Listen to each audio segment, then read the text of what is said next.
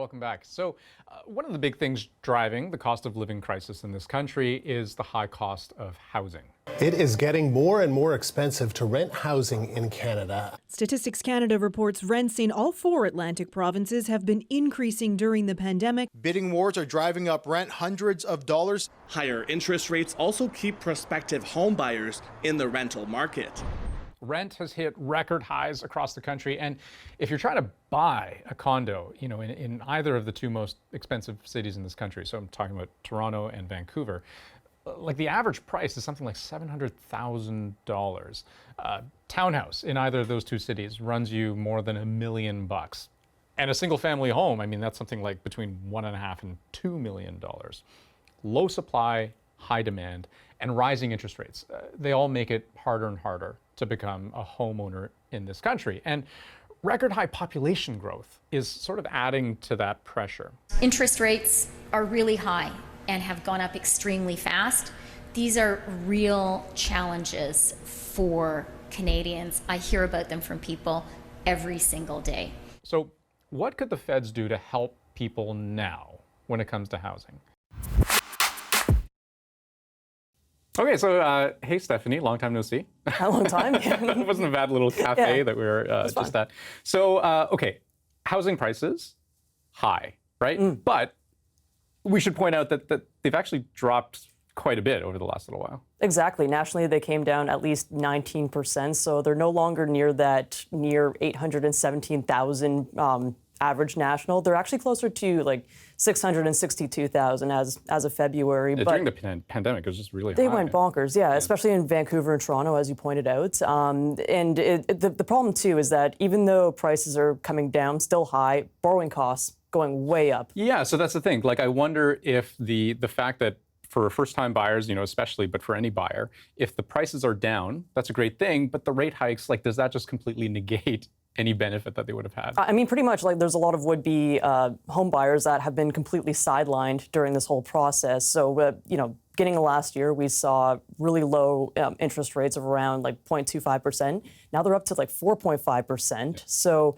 Yeah. So that leaves a big mark on the mortgage there. That's a huge distance there.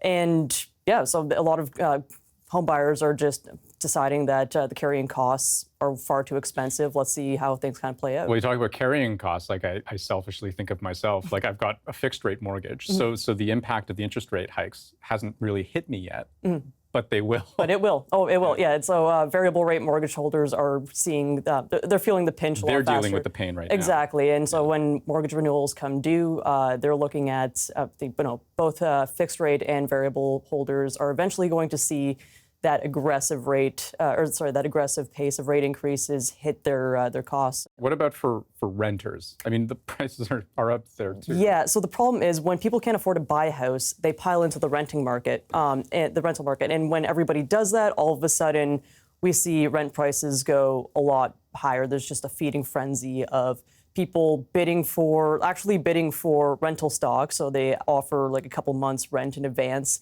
Like they're competing against each other, trying to sweeten the deal. As you would for to buy a house, exactly. Sure. So rent costs have gone up about 11%. This is a far cry from years ago when the option was to rent. That was considered a affordable option. And you just think of the downstream effects from a landlord whose carrying costs are higher from owning the property because of the rate hikes. That cost also gets passed down to renters who then have to pay. Like it's just a whole. It's a vicious cycle. Yeah. Oh, good. Nobody's happy. Yeah. Okay, so the budget. The budget. What might there be in the budget to help both buyers and renters? And I mean, let's start with renters. Like exactly. What might there be?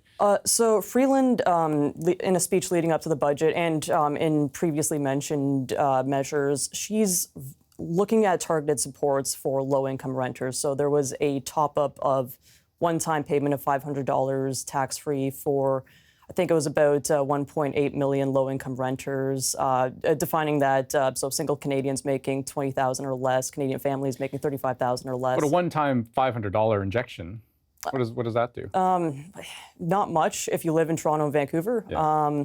And I get that it's trying to do something, but that's kind of been under some scrutiny and some criticism that it's not really helping people keep their head above the water. What about for buyers? Is there anything potentially there? Yeah, so there's a measure that was announced, I believe it was during the 2021 election campaign, and it's something that we're actually seeing come into effect in April. It is the first home buyer savings account. And it is for Canadians under the age of 40, and it allows them to save up to $40,000 to put towards their first home. They can take it out tax-free and put it towards a down payment.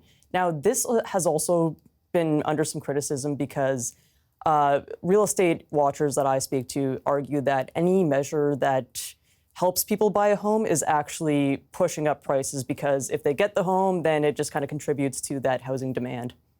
So, Stephanie, how are you feeling about the future? Well, let's wrap this up here. I'll be honest.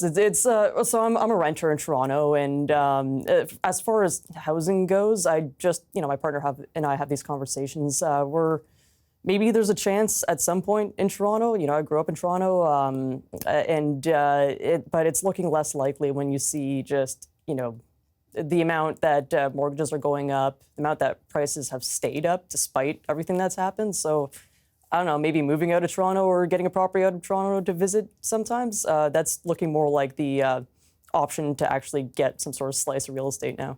Well, we will see what the federal budget holds. Hey, Stephanie, thanks so much for being our guide through this entire episode, through pretty difficult, murky concepts. This has been helpful. Thanks. Well, thanks for having me. It's been fun.